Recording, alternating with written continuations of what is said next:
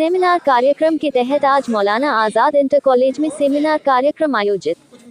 बरेली सारथी education welfare society द्वारा चलाया जा रहा संविधान जागरूकता अभियान के चलते आज शहर के मौलाना आजाद इंटर कॉलेज में सेमिनार कार्यक्रम आयोजित किया गया, जिसमें लखनऊ हाईकोर्ट के एडवोकेट एस.के. रिजवी के नेतृत्व में सारथी एजुकेशन वेलफेयर सोसाइटी की अध्यक्षा इमराना हुसैन ने मौलाना आजाद इंटर कॉलेज के छात्र छात्राओं को भारत के संविधान की वो खूबियां समझाई जिससे छात्र छात्राओं का भविष्य उज्जवल होगा। आज सारथी एजुकेशन वेलफेयर सोसाइटी द्वारा सेमिनार कार्यक्रम में लखनऊ हाईकोर्ट के एडवोकेट एस.के. रिजवी ने छात्र छात्राओं को समझाया कि अगर आप लोग कोई भी संविधान विरोधी कार्य करते हैं तो उसमें किसी और का नुकसान नहीं बल्कि आपका ही अपना नुकसान होता है, क्योंकि जब हमें से कोई भी कानून को अपने हाथों में लेता है तो हमारा ही भविष्य बर्बाद होता है। आज के सेमिनार कार्यक्रम में शामिल रहे Faizan, Nadeem Iqbal, Imrana Hussain, advocate SK. Rizvi, Maulana Azad inter college के अध्यापक प्रदीप कुमार मिश्रा आदि। सेमिनार कार्यक्रम के बाद सारथी एजुकेशन वेलफेयर सोसाइटी द्वारा की गई प्रेसवार्ता में प्रेसवार्ता को संबोधित करते हुए इमराना हुसैन ने कहा,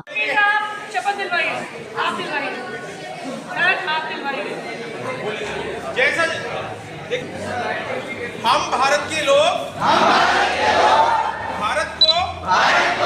एक संपूर्ण लोकतंत्रात्मक राज्य बनाने के लिए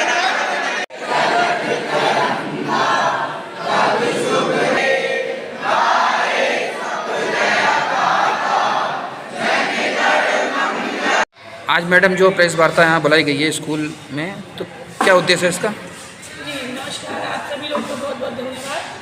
कि आप सब लोगों ने अपने कीमती समय हमें दिया। आज सारथी एजुकेशन वेलफेयर सोसाइटी है जो कि मेरी संस्था है, इसमें पिछले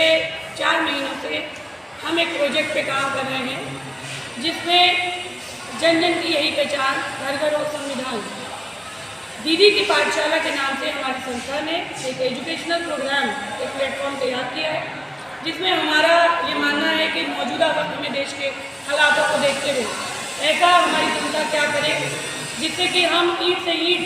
लगाते चलें और देश को और मजबूत करते चलें। इसी सोच और विचार को रखते हुए हम लोगों ने बच्चों में संविधान की समझ और संविधान की इज्जत, संविधान के आदर के लिए एक किताब का, एक पत्रिका के रूप में समन्वय किया और एस.के. रिजवी साहब जो कि लखनऊ हाई कोर्ट में प्रैक्टिस करते हैं, इनके संरक्षण में, इनकी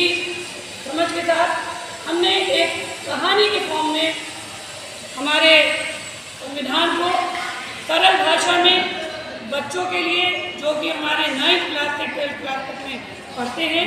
क्योंकि आने वाले समय में जब ये 18 साल के होंगे और जब ये देश के वोटर बनेंगे तो इनको किसी के बहकावे में या किसी लालच में ना आने दिया जाए और ये अपनी समझ से अपने देश के हर स्तर पे प्रतिनिधित्व को चुने, चाहे वो इनके शहर के वार्ड का चुनाव हो, चाहे इनके देश के पीएम का चुनाव।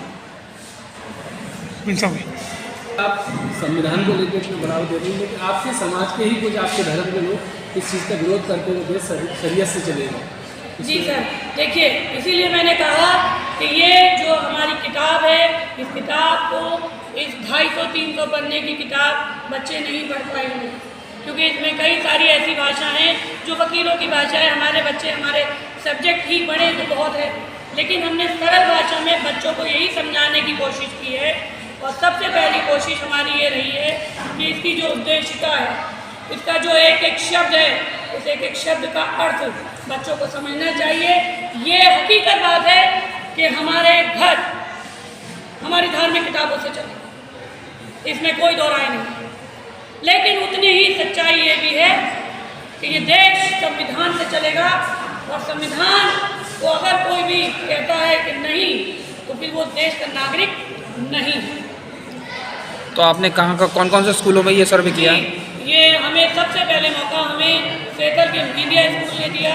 जहाँ पे हम गए और हम लोगों ने ये सेमिनार किया। इसके बाद में इस्लामिया गर्ल्स स्कूल ने दिया, इसके अलावा खलील स्कूल ने हमको दिया और आज ये मौका हमें सर से मिला है। इसके अलावा हमारी संस्था का जो अपना प्रोजेक्ट है कि अगर कोई नहीं आता है तो हम खुद घर तक जाएंगे, हम कुंडी बजा के, कुंडी खटखटा के ये पत्रिका हर उस घर में देंगे जिस घर में एक नौजवान बेटी है, एक नौजवान बेटा है, ताकि बच्चों को संवैधानिक शब्दों का अर्थ पता चल सके, बच्चे ये समझ सकें कि अगर कुछ गलत हो रहा है तो संविधान के किस आर्टिकल का हनन हो रहा है और किस आर्टिकल को तोड़ा जा रहा है और किस आर्टिकल के तहत। मुख्य उद्देश्य आपका क्या है? मेरा मुख्य उद्देश्य ये है सर कि मैं ये चाहती हूँ कि जिस तरीके से हम लोग के घरों में हमारी गीता और कुरान और बच्चों को हम जन्म से ही उनका आदर करना सिखाते हैं। हमारे बच्चे जब हाई स्कूल में आते हैं तो वो सरकारी नौकरियों के लिए जन्म ले रहे होते हैं। पहला कोई भी आपका सरकारी नौकरी मिलेगी, 4th क्लास में जाएगी तो आपको हाई स्कूल पास होना जरूरी है। तो वो स्कूल जहाँ 9th क्लास के बच्चे हैं, मैं उन बच्चों को ये पूरी किताब नहीं पढ़ा, परंतु उन बच्चों को मैं घुट्टी की तरह की छोटी सी घुट्टी की शक्ल मैंने बनाई है जिसमें कार्यपालिका, न्यायपालिका और विधायिकी के क्या काम हैं, उनके क्या क्षेत्र हैं और कौन कितना हक रखता है, हमारी उद्देशिका क्या है और किस वजह